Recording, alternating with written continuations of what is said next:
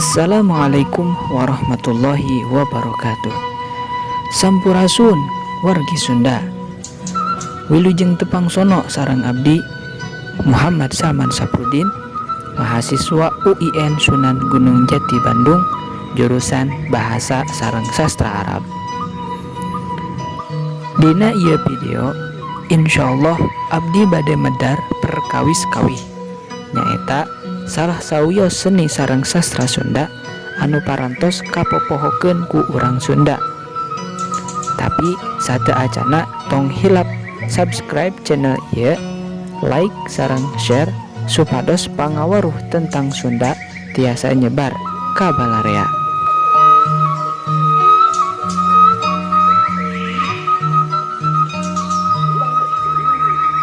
Salah sawios dina kabeungharan Sunda nyaeta rumpaka kawih anu ngandung unsur seni sareng sastra. Ari rumpaka teh mangrupa puisi anu sok dihaleuangkeun atanapi dilagukeun. Singketna rumpaka teh lirik tina kawih. Nah, ayeuna naon ari nu ngaranna kawih teh? Kawih mangrupakeun lalaguan Sunda anu kaasup kana seni sora. Matak cek tadi rumpaka kawih teh ngandung unsur seni sareng sastra.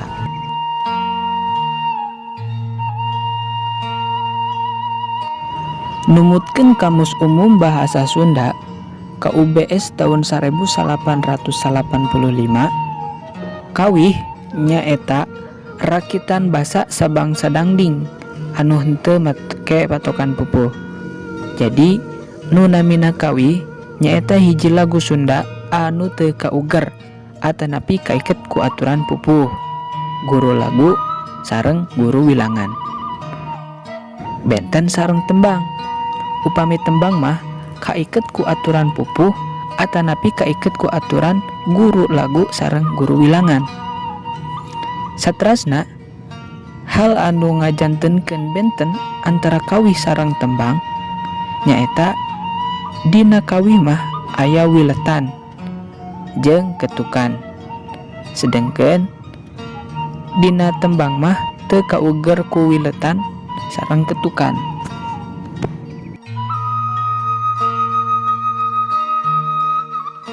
Aya deui nu namina kakawihan. Ari kakawihan jeung kawih teh eta keneh nyaeta rakitan basa anu teu kauger ku patokan pupuh. Namung bentena sareng kawih nyaeta tina fungsina. Ari kakawihan mah dihaleungkeunna nalika dina kaulinan barudak. Ku sabab kitu kakawihan teh sok disebat oge kawih barudak atanapi kawih murangkalih. Contona sapertos cing ciripit, pereket jengkol, oray-orayan jeung sajabina. Tah eta bentena kawih, kakawihan sareng tembang teh.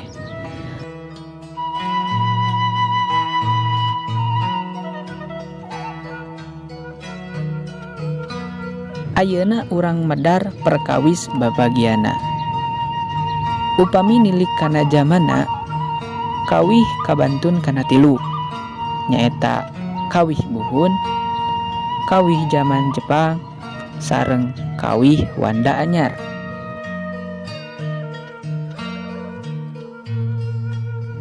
Hiji, kawih buhun.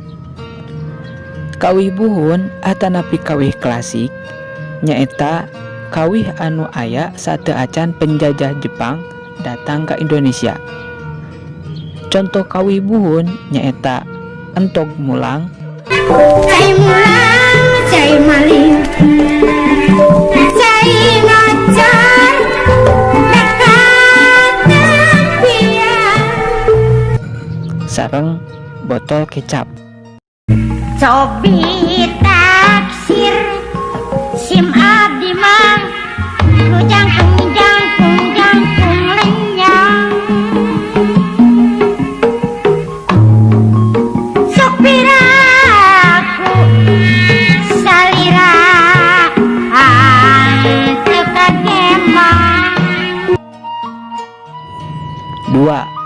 kawih zaman Jepang. Ari kawih zaman Jepang mah nyaeta kawih anu aya nalika Jepang ngajajah Indonesia. Contona nyaeta kawih bubui bulan sareng es lilin.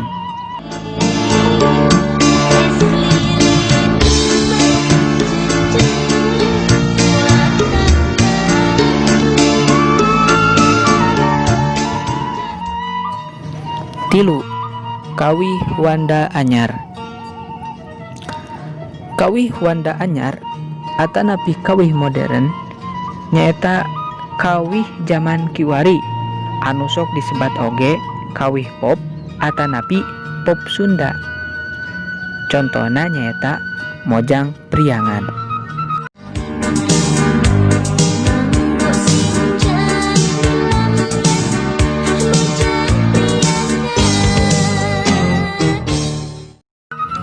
Upami disidik-sidik kawih baheula mah biasana sok diwangun ku sisindiran nyaeta puisi anu diwangun ku cangkang sareng eusi pek geratingah.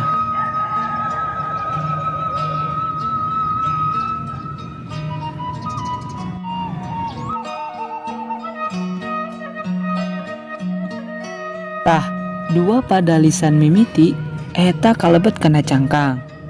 Dua pada lisan anu akhirna deui eta kalebet kana eusi.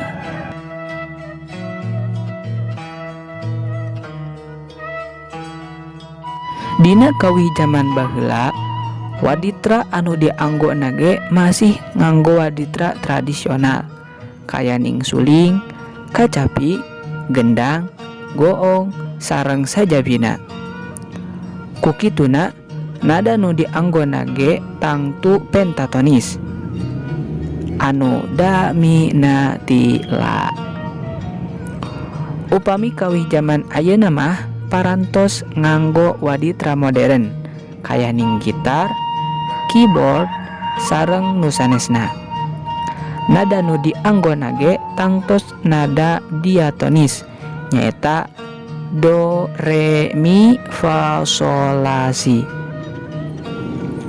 Kawih kaayeunakeun anu sok disebat pop Sunda tea tangtos nganggo waditra modern.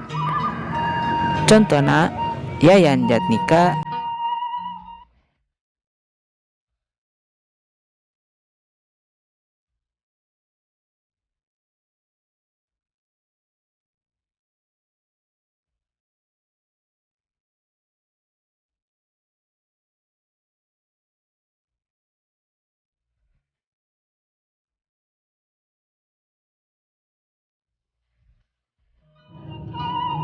Kustian,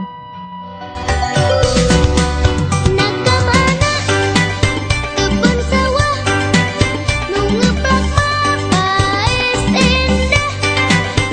Nakamana disusukan nu herang cai ngagenclang. sareng Dul Sumbang.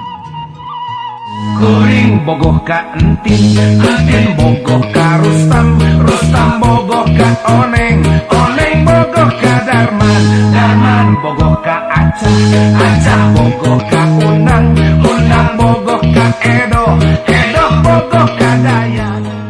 Ari unsur-unsur tina kawih teh kabantun janten dua nyaeta adegan lahir sareng adegan batin.